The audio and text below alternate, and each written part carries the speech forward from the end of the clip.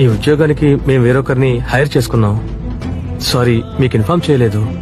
Already వాళ్ళు చెప్పుంటారేమో అనుకున్నాను. Sir, call letter నా దగ్గర ఉంది. అలాంటప్పుడు ఇంకొకరికి ఏదైనా తప్పుగా టైప్ అయి ఉంటుంది. ఇఫ్ యూ డోంట్ మైండ్, మీరు ఒకసారి నాకు రీచెక్ చేస్తారా? యాక్చువల్ గా నా సిస్టర్ సంజన రెఫర్ చేసే వచ్చాను. కావాలంటే ఒకసారి ఆమెకి కాల్ చేసి చూడండి. ఆవిడే ఈ ఉద్యోగానికి వాళ్ళ ఫ్రెండ్ ని రిఫర్ చేశారు. ఆవిడ రిఫర్ చేయడం వల్లే వేరొకరు ఈ ఉద్యోగంలో జాయిన్ అయ్యారు. లేదు, అర్థం కాలేదు. నేను ఇలా అంటున్నానని మీరు తప్పుగా అనుకోకండి. ఆవిడ కంటే మీరు ఎక్కువ జీతం తీసుకోవడం ఆవిడకి నచ్చలేదనుకుంటాను. Sorry for wasting your time. ఆ జాబ్ కి ఇంకొకరు సెలెక్ట్ అయ్యారు హెచ్ఆర్ రికమెండేషన్ వల్ల.